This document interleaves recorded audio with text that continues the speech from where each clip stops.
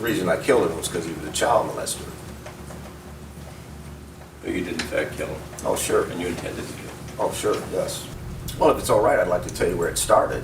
Go ahead. All right, well, he was my bunkie, and I had found out that he was in prison for child molestation, a really bad case. So that night he was trying to justify why he did it, and I just told him to be quiet, and he would have to leave in the morning to find a new cell. But he continued to talk about it and try to justify it, so he was a little bit bigger than me, so I got down and I hit him in his face a few times, and when he fell, I wrapped a cord around his neck and I took his life. Crime enthusiasts, get ready for a spine-chilling journey into the depths of a penitentiary's secrets. Join us at Just Scary as we unravel the mysteries of 5 mentally unstable inmates and their eerie encounters with their cellmates. These stories will make you question the blurred lines between reality and the inexplicable. While the darkness of these tales may send shivers down your spine, our main focus is on exploring the complexities of the human mind and the peculiar events that occurred behind prison bars. Brace yourselves for an unforgettable exploration of the shocking human psyche within the confines of imprisonment. Let's begin. Number 5. Meet Anthony Paradise, a 44-year-old inmate serving time for the 2017 robbery of Eridandak Trust Bank in Saratoga. He was sentenced to 3 years imprisonment. However, it seems his 3-year sentence wasn't enough to quell his violent tendencies. In October 2018, Paradise and Delmas Tanner were transferred to Green Correctional Facility from a Washington County facility, and that's when things took a deadly turn. Before the murder, Anthony faced accusations of attempting to strangle 2 other inmates on separate occasions. In November 2018, Anthony strangled Tanner with a bedsheet while both were in state prison. Tragically, Tanner passed away 4 days later. Tanner had been serving a 5-year sentence for attempted drug sales at the time of his death. Anthony faced justice when a grand jury indicted him for the murder, and he pleaded guilty to second-degree murder in October 2022, receiving a 17-year to life sentence at Green Correctional Facility. Even after the murder, his violent tendencies persisted, as he allegedly attacked fellow inmates in January and July of 2022.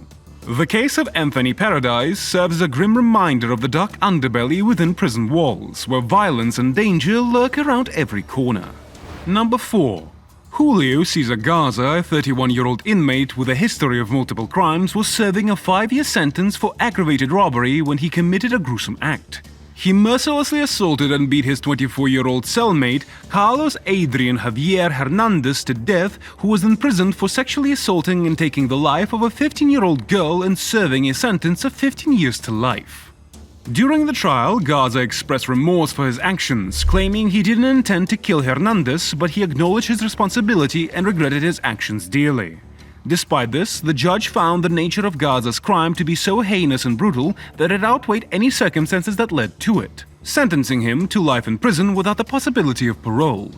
Garza's defense attorney argued for a sentence of 25 years to life with a chance of parole, considering his childhood experiences and remorse. However, the judge took into account Garza's history of violence in prison and the brutality of the crime, ultimately prioritizing society's safety over his personal circumstances. The case of Julio Cesar Garza and Carlos Adrian Javier Hernandez serves as a stark reminder of the complexities surrounding incarceration and the need for continued vigilance in ensuring the safety of the inmates. We're almost at the halfway point of the video. What a disturbing line of events, right? Don't forget to subscribe to Just Scary and press the bell icon to never miss out on any of our future videos. Number 3. In a captivating and morally complex case, Stephen D. Sanderson became an unexpected figure of controversy and admiration among the public. I feel bad for maybe the families, his family or something, but as far as remorse towards him, no. Serving a life sentence without the possibility of parole for the murder of his girlfriend in 1991, Sanderson found himself entangled in yet another shocking crime within prison walls. In October 2014, Stephen killed his cellmate, Theodore Dyer, who was serving a 25-year sentence for heinous criminal sexual conduct against a child. The motive behind the murder emerged during Sanderson's sentencing, where he made a bold and surprising confession. Rather than claiming heroism, Sanderson clarified that he wasn't judging Dyer when he confronted him about his conviction. He simply set up the appointment. All happened. It's kind of been, people think I'm some kind of hero. Well, I'm actually not. I just, did what I thought was best. in the time that I was given. I don't know, I just, I've been getting these emails saying that, it's not my position to judge anybody. And I want to make it quite clear that I didn't judge him. I know God is the only judge we have. I've just set the appointment. Unapologetic and unyielding, Sanderson expressed remorse only towards Dyer's family, acknowledging the pain they must be going through.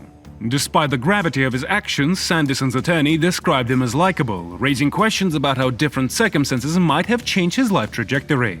As the case unfolded, it became evident that Sanderson had warned the Michigan Department of Corrections personnel about his potential reaction if placed in a cell with a child molester. This revelation stirred discussion about prison dynamics and whether divulging this information could bring some financial relief to Dyer's family. Now incarcerated at the Ionia Correctional Facility, Sanderson's actions reminded society of the harsh reality within prison walls, where moral lines blur and survival instincts kick in. Child molesters often face grave consequences behind bars, leading to broader conversations about the prison system and its impact on inmates' lives. Number 2. In 2013, Anthony George committed violent and unsolicited acts while serving his sentence. What happens if someone disrespects you? Usually they get handled. I don't know. So leading to the tragic death of 29-year-old Adam Kargus. Adam, who was serving a 90-day sentence for fraud, shared a cell at the Elgin Middlesex Detention Center with George, who was there for aggravated assault. On October 31st, George brutally attacked and beat Adam until he lost his life. George claimed to have been intoxicated that night. The incident occurred in full view of video surveillance cameras, and despite other inmates yelling for help, no correctional officers or guards were present to intervene. Adam was subjected to a horrifying 22-minute-long assault. He was punched, kicked, and stomped before appearing at his cell window, hands raised in a plea for help that went unanswered. He endured another 37 minutes of torture before losing his life. The autopsy report revealed that Adam suffered 122 injuries, including 34 cuts and bruises on his head and face. One of his shoes was found saturated with blood in the garbage as a result of the beating. Anthony George relished his reputation for violence and bragged about his toughness, taking advantage of other inmates like Adam. George was sentenced to life in prison for the second-degree murder with possibility of parole despite the public's strong disapproval and disgust of his actions. It's heartbreaking to know that Adam's last words were those of apology and remorse, mirroring the sentiment of his killer. Something that is equally disturbing to this crime is the fact that the officers on duty face no repercussions for their negligence in preventing or stopping the assault. The tragic story of Adam Kargus serves as a stark reminder of the importance of proper supervision and safety measures within correctional facilities, as well as the need to address violent behaviors among inmates to prevent such devastating incidents from happening in the future. Number 1.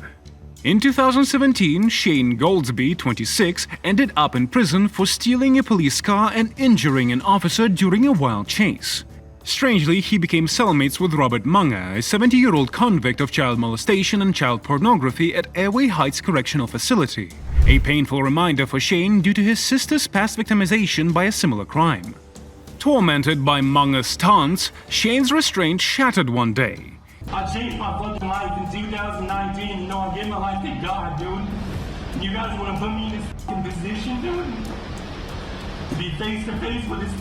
He violently attacked Munger, kicked him 14 times in the face, and then stomped on his head 4 times, leading to Munger's death 3 days later.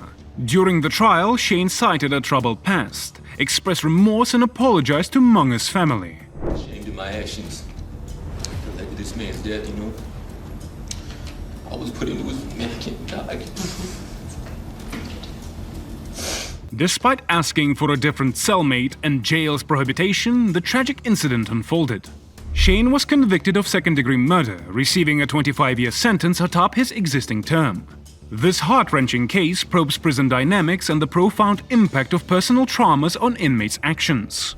Which one of these incidents did you find the most shocking? Do provide your thoughts in the comment section down below. Also, don't forget to subscribe to our channel, Just Scary, and give this video a like if you enjoyed it.